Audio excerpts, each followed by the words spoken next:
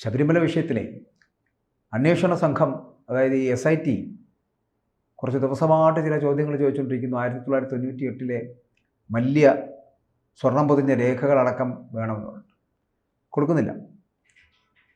സ്വരം കടുപ്പിച്ചപ്പോൾ രേഖകളൊക്കെ കിട്ടിയിട്ടുണ്ട്. അപ്പോൾ ഇനി അറസ്റ്റ് അല്ലെങ്കിൽ കസ്റ്റഡിയിലെടുക്കൽ എന്നുള്ളതൊക്കെ ദ്രുതഗതിയിൽ നടക്കില്ലേ? ശബരിമല സ്വർണ്ണക്കൊള്ളയുമായി ബന്ധപ്പെട്ടിട്ടുള്ള ആ അന്വേഷണത്തിൽ ഒരുപക്ഷെ നമ്മളുടെ കേരളത്തിൽ ഇത്രയും കൃത്യമായി ഒരു അന്വേഷണം വളരെ സമയബന്ധിതമായി പോകുന്ന ആദ്യത്തെ സംഭവമായിട്ട് നമുക്ക് കാണാം. അത് ഒരുപക്ഷെ ആ അയ്യപ്പ വിഗ്രഹവുമായി ബന്ധപ്പെട്ട വിഷയമായതുകൊണ്ടുകൂടി ആയിരിക്കാം അത്രയും വലിയ ഒരു ഗൗരവം അതിന് വരികയും ചെയ്തിട്ടുണ്ട്. ഇപ്പോൾ ഞങ്ങളാരും ഉത്തരവാദികളല്ല, ചില ഉദ്യോഗസ്ഥർ മാത്രമാണ് ഇതിനകത്ത് കുഴപ്പക്കാരെന്നൊക്കെ പറഞ്ഞിരുന്ന സ്ഥാനത്ത് നിന്നൊക്കെ ഒരുപാട് മുന്നോട്ട് പോയി. ഇവിടെ ഇതിലേറ്റവും നമ്മൾ അഭിനന്ദിക്കേണ്ടത് ആ ഡിവിഷൻ ബെഞ്ചിലെ 2 ജഡ്ജിമാരെയാണ്, വിജയരാഘവൻ, ജയകുമാർ. അവർ നേരത്തെ തന്നെ പറഞ്ഞിരുന്നു, രേഖകൾ കിട്ടുന്നില്ല എങ്കിൽ പിടിച്ചെടുക്കാനാണ് പറഞ്ഞത്.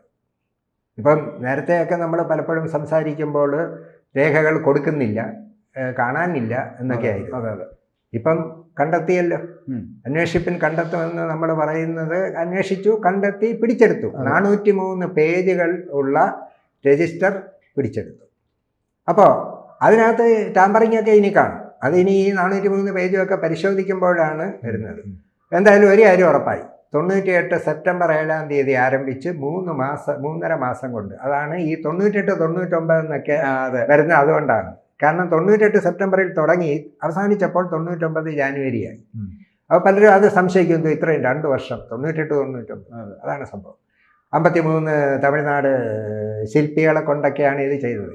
30.3 കിലോ സ്വർണവും അവിടെ ഉപയോഗിച്ചു, അതിൽ സ്ഥാപിച്ചു എന്നുള്ളത് തെളിഞ്ഞിരിക്കുകയാണ്. അതാണ് പിന്നീട് പുറത്ത് കൊണ്ടുപോയിട്ടുള്ളതും അത് ഒരുക്കിയെടുത്തതുമൊക്കെ. എന്തായാലും ചെമ്പ് തെളിയുക എന്നൊക്കെ നമ്മൾ ചെറിയ ക്ലാസ്സുകളിൽ പഠിച്ചിട്ടുണ്ട്, ആശയം വ്യക്തമാക്കുക എന്നൊക്കെ. ചെമ്പ് തെളിയുക എന്ന് പറഞ്ഞാൽ സത്യം പുറത്ത് വരിക എന്ന്. ഓരോ ദിവസം കഴിയും തോറും ചെമ്പ് തെളിഞ്ഞുകൊണ്ടേയിരിക്കുകയാണ്, സത്യം പുറത്ത് വന്നുകൊണ്ടേയിരിക്കുകയാണ്.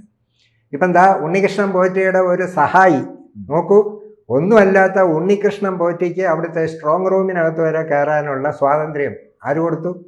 ദേവസ്വം ബോർഡിൻ്റെ ഉദ്യോഗസ്ഥർക്ക് മേളിലുള്ളവർക്കും അതിന് ഉത്തരവാദിത്തമുണ്ട്. ഇനി ഉണ്ണികൃഷ്ണൻ പോറ്റി മാത്രമല്ല, അയാൾക്ക് പിന്നൊരു സഹായി. എന്നാലോചിച്ച് നോക്ക്, കള്ളന് കഞ്ഞി വെച്ച് കൊടുത്തവൻ എന്ന് പറഞ്ഞതുപോലെ കള്ളന് വേറൊരു അരക്കള്ളൻ സഹായി, അയാളെ ഇപ്പം ചോദ്യം ചെയ്യാൻ പോവുകയാണ്. അതായത് ഈ മേൽശാന്തി, കീഴ്ശാന്തിക്ക് ഒരു പരികർമ്മിക്ക് ഒരു പിൻഗാമി, അല്ല ഈ വേറൊരു പണിയാണ്. പിന്നെ ആ ഒരു ഹൈറാർക്കി പോകുന്ന പോക്ക് നോക്കണമേ. അപ്പോൾ ഈ ആള് ഉൾപ്പെടെയാണ് ഇത് മുഴുവൻ ചെയ്തത് എന്നുള്ളതാണ്. ഈ ആളിൻ്റെ വാസുദേവൻ്റെ വീട്ടിലായിരുന്നു ഈ ശില്പങ്ങളൊക്കെ കൊണ്ടുപോയി വെച്ചിരുന്നതെന്ന് ഇപ്പോൾ പുറത്തു വരുന്നുണ്ട്. അതൊക്കെ എല്ലാം മണിമണിയായി പുറത്തു വരുമല്ലോ. എന്തായാലും അവിടെ ഇങ്ങനെ ഒരു സംഭവം നടന്നു. ആ നടന്നത് ഓരോ ദിവസം കഴിയുന്തോറും നമുക്ക് പുതിയ പുതിയ വാർത്തകൾ വരികയാണ്. ഇവിടെ ഉദ്യോഗസ്ഥ ലെവലിൽ അന്വേഷണം നടക്കുന്നുണ്ട്. പഴയ എക്സിക്യൂട്ടീവ് ഓഫീസർ, പഴയ അഡ്മിനിസ്ട്രേറ്റീവ് ഓഫീസറാണ് അറസ്റ്റിലായത്. മുരാരി ബാബു ആയി, ഉണ്ണികൃഷ്ണൻ പോറ്റി ആയി. ഇപ്പം പിന്നെ ഒരു സുധീഷ് കുമാർ എക്സിക്യൂട്ടീവ് ഓഫീസർ, അദ്ദേഹത്തിലേക്കും അന്വേഷണം നീണ്ടിട്ടുള്ള. അദ്ദേഹത്തിന്റെ അന്വേഷണം മാത്രമല്ല, അദ്ദേഹത്തിന് ചോദ്യം ചെയ്തുകൊണ്ടിരിക്കുകയും ചെയ്യുന്നുണ്ട്. ചോദ്യം ചെയ്യൽ കഴിഞ്ഞ ദിവസം തുടങ്ങിയതാണ്, വെള്ളിയാഴ്ചയോട് തുടങ്ങി. എനിക്ക് തോന്നുന്നു ഇന്നൊരു അറസ്റ്റിലേക്ക് എത്താനുള്ള സാധ്യത. അല്ല, ചോദ്യം ചെയ്യലിൽ നിന്നും എന്തെങ്കിലും ഒരു സൂചന വന്നാൽ പിന്നെ അവിടെ ഈ സൂചനകൾ എന്ന് പറയപ്പെടുന്നത്, ഇപ്പോൾ സുധീഷ് കുമാറിനെ ചോദ്യം ചെയ്താൽ മനസ്സിലാക്കാൻ കഴിഞ്ഞതെന്ന് വെച്ചാൽ, സുധീഷ് കുമാറും ഈ ചെമ്പ് പാളി എന്ന് എഴുതി വെക്കപ്പെട്ട മുരാരി ബാബുവും കൂടെ ചേർന്നാണ് അത്തരത്തിലുള്ള സംവിധാനം ചെയ്തിരിക്കുന്നത്. എനിക്ക് ഈ SITക്ക് മനസ്സിലായി കഴിഞ്ഞു. അപ്പോൾ അത് ഇന്നലെ തൊട്ട് തുടങ്ങിയ ചോദ്യം ചെയ്യൽ അറസ്റ്റിലേക്ക് എത്തുവാനുള്ള സാധ്യത ഉണ്ട് എന്ന് തന്നെയല്ലേ മനസ്സിലാക്കേണ്ടത്? തീർച്ചയായിട്ടും. കാരണം ഈ സൂചനകൾ കിട്ടിയാലും ഈ ചോദ്യം ചെയ്യുമ്പോൾ അവരുടെ നാവിൽ നിന്ന് തന്നെ ചില കാര്യങ്ങൾ പറയേണ്ടി വരും. അതല്ലെങ്കിൽ തെളിവ് കാണിച്ചു കഴിയുമ്പോൾ നിഷേധിക്കാൻ പറ്റാതാവും. ഇത് നിങ്ങളുടെ അല്ലേ, നിങ്ങളുടെ ഒപ്പല്ലേ എന്ന് ചോദിക്കുമ്പോൾ ആണ് എന്ന് പറഞ്ഞു കഴിഞ്ഞാൽ അവിടെ പ്രതിസ്ഥാനത്തായി കഴിഞ്ഞു. അപ്പോഴേ അറസ്റ്റാ. പിന്നെ അതിനാരുടെ അനുവാദം വേണ്ട. കാരണം അനുവാദം എല്ലാം ആൾറെഡി കൊടുത്തിരിക്കുകയല്ലേ. അപ്പം അതുകൊണ്ട് ഏത് നിമിഷം വേണമെങ്കിലും ആ അറസ്റ്റ് ഉണ്ടാകാം, ഉണ്ടാകണമെന്നില്ല, ഉണ്ടാകാം. ഈ സുധീഷ് കുമാറിനൊരു ബാക്ക്ഗ്രൗണ്ട് കൂടിയുണ്ട്. സുധീഷ് കുമാർ ഈ അടൂരിനകത്ത് അടുത്ത ഒരു ബ്രാഞ്ച് കമ്മിറ്റി സെക്രട്ടറി ആകാനൊക്കെ ശ്രമിച്ച CPM-ൻ്റെ ഒരു പ്രവർത്തകൻ കൂടിയാണ്. അദ്ദേഹത്തിന് അങ്ങനെ ഒരു ബാക്ക്ഗ്രൗണ്ട് കൂടിയുണ്ട്. അതുകൊണ്ട് ഈ അറസ്റ്റൊന്നും നടക്കുവാനുള്ള സാധ്യത വളരെ കുറവായിരിക്കും. വലിയ പിന്തുണ യൂണിയനിൽ നിന്നും പാർട്ടിയിൽ നിന്നുമൊക്കെ ഉണ്ടാകുമെന്നുള്ള ഒരു അറിയിപ്പൊക്കെ വരുന്നുണ്ട്. അതിനുള്ള സാധ്യതയുണ്ട്, ഇവരെ രക്ഷിച്ചെടുക്കാനുള്ള ഒരു സാധ്യത. അല്ല, അത് ഈ 2 ഡിവിഷൻ ബെഞ്ചിൻ്റെ ജഡ്ജിമാരുടെ മേൽനോട്ടത്തിൽ അവർ തന്നെ നിയമിച്ച IPS ഉദ്യോഗസ്ഥൻ്റെ മേൽനോട്ടത്തിലാണ് ഈ അന്വേഷണം എന്നുള്ള കാര്യത്തിൽ ഇന്നലകളിൽ വരെ നടന്ന പരിപാടികളൊന്നും ഇനി നടക്കില്ല. അങ്ങനെ ഒരു കാലമുണ്ട്. നമ്മൾക്ക് ഒന്നും സംഭവിക്കില്ല എന്നുള്ള ഒരു തോന്നൽ, ഈ ഒന്നും സംഭവിക്കില്ല എന്നുള്ള ധൈര്യത്തിൽ കൂടെ ഇതൊക്കെ ചെയ്തത്. അല്ലെങ്കിൽ ഈ ശിക്ഷ കിട്ടുമെന്ന് ഉറപ്പുള്ളിടത്ത് തല കൊണ്ട് വെച്ച് കൊടുക്കാൻ ഒരുമാതിരിപ്പെട്ട ആരും ധൈര്യപ്പെടില്ല. ഒരു ശിക്ഷയും കിട്ടില്ല. ഇപ്പം നമ്മളുടെ വീട്ടിൽ തന്നെ ചില കുട്ടികൾ കുരുത്തക്കേട് കാണിച്ചിട്ട് വീട്ടിൽ ചെന്ന് അടി കിട്ടുമെന്ന് ഉറപ്പുണ്ടെങ്കിൽ അവ അടി മേടിച്ച് ചെയ്യില്ല. എന്ത് വൃത്തികേട് കാണിച്ചിട്ട് വീട്ടിൽ ചെന്നാലും അച്ഛനും അമ്മയും ഒന്നും പറയാത്തവൻ എന്തും കാണിക്കും. അതുപോലെ ആയിരുന്നു ഇവിടെ. ഈ ഒരു പ്രത്യേക സാഹചര്യത്തിൽ മാത്രമാണ് അന്വേഷണം കൃത്യമായി പോകുന്നതും അറസ്റ്റ് ചെയ്യുന്ന ഒഴിവാകാൻ പറ്റില്ല, കേസ് നീട്ടിക്കൊണ്ട് പോകാൻ പറ്റില്ല, ഒന്നും പറ്റില്ല. അപ്പോൾ ചെമ്പ് പാളി എന്ന് എഴുതിയത് ഇപ്പം സ്വാഭാവികമായിട്ടും ഉദ്യോഗസ്ഥ തലത്തിൽ ഏറ്റവും ആദ്യം ഒരാൾ എഴുതും, പിന്നെ അതിൻ്റെ മുകളിലോട്ടുള്ളവരെല്ലാം അതിൻ്റെ അടിയിൽ ഒപ്പിട്ട് പോകും. ഈ ഒപ്പിട്ട് പോകുന്നവർക്ക് ആർക്കും ആദ്യം എഴുതി വെച്ചാൽ ഇന്നാരാ, അതുകൊണ്ട് ഞങ്ങൾക്ക് ഉത്തരവാദിത്വം ഇല്ല എന്ന് പറയാൻ ഒക്കില്ല. അങ്ങനെയാണെങ്കിൽ പിന്നെ ആ ഒരാൾ മതിയല്ലോ, മേപ്പോട്ടാരും വേണ്ടല്ലോ, അല്ലേ? അപ്പോൾ അങ്ങനെയുള്ള വിഷയങ്ങളൊക്കെ വരുമ്പോൾ ഏറ്റവും അവസാനം മന്ത്രി ഒരാളുണ്ടെങ്കിൽ മന്ത്രി പോലും സമാധാനം പറയണം. അതുകൊണ്ടാണല്ലോ പാലാരിവട്ടം പാലത്തിനകത്ത് ടാറിളകിയോ ഗർഡറിനോ കുഴപ്പമോ വന്നപ്പോൾ ആരാ ആദ്യമാകത്തായത്? മന്ത്രിയെ.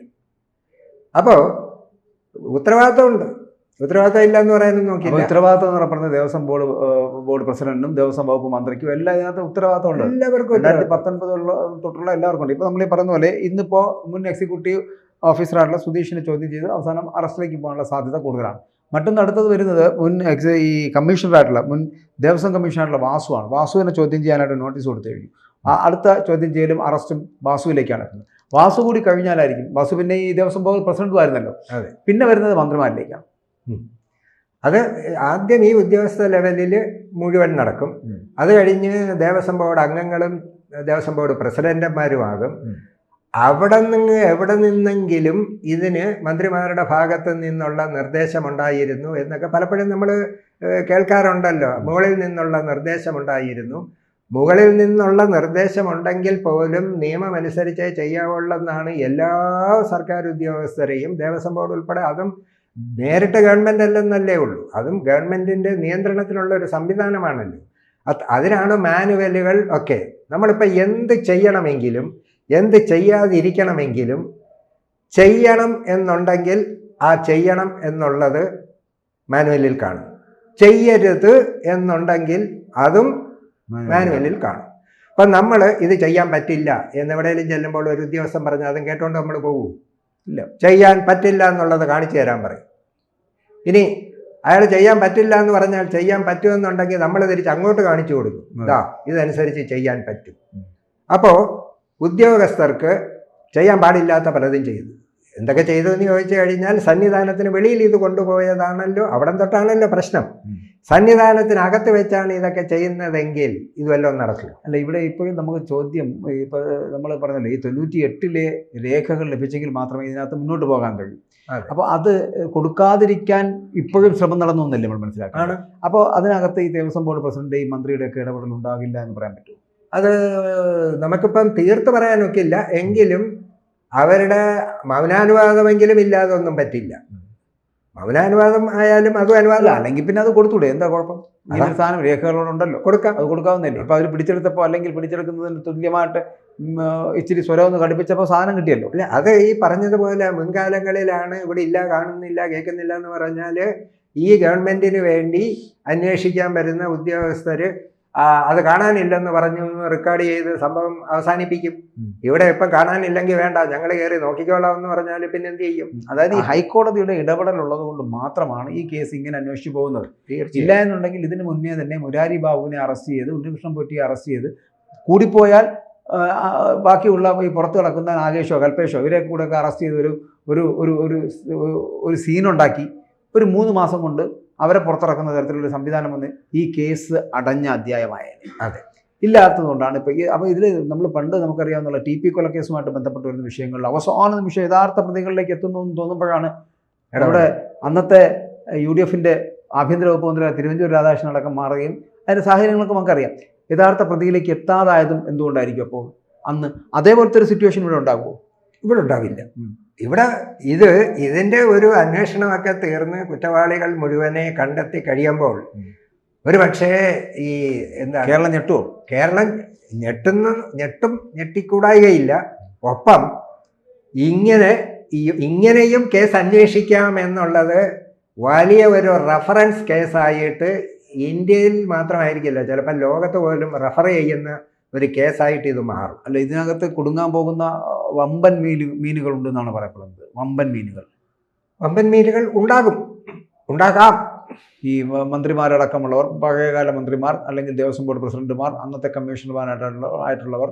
കാരണം ചെറിയ സാധാ ഉദ്യോഗസ്ഥരിൽ മാത്രം ഒതുക്കി പോകാൻ പറ്റുന്നൊരു കേസ് അല്ല എന്നുള്ളതാണ് ഇപ്പോൾ തെളിഞ്ഞു വരുന്ന കാര്യങ്ങൾ. അല്ലെങ്കിൽ ഇവരൊക്കെ ഈ രേഖകളടക്കം തിരിച്ചു കൊടുക്കേണ്ടതാണ്. രേഖകളിൽ കൃത്രിമം കാട്ടുവാനോ രേഖകൾ പിടിച്ചു വെക്കുവാനുള്ളൊരു സാഹചര്യം ഒരുക്കുകയോ ചെയ്യുക എന്ന് വെച്ചാൽ അതിനർത്ഥമാകുന്നത് ഉന്നതന്മാർ ഇതിനകത്ത് ഇടപെട്ടിട്ടുണ്ട്. ആ ഉന്നതന്മാർ ഇതിനകത്ത് വരരുത്, കേസിൻ്റെ പരിധിക്കുള്ളിൽ എത്തരുത് എന്നുള്ളത് കൊണ്ടായിരിക്കുമല്ലോ. ഇനിയിപ്പോൾ എന്തായാലും നടക്കില്ല.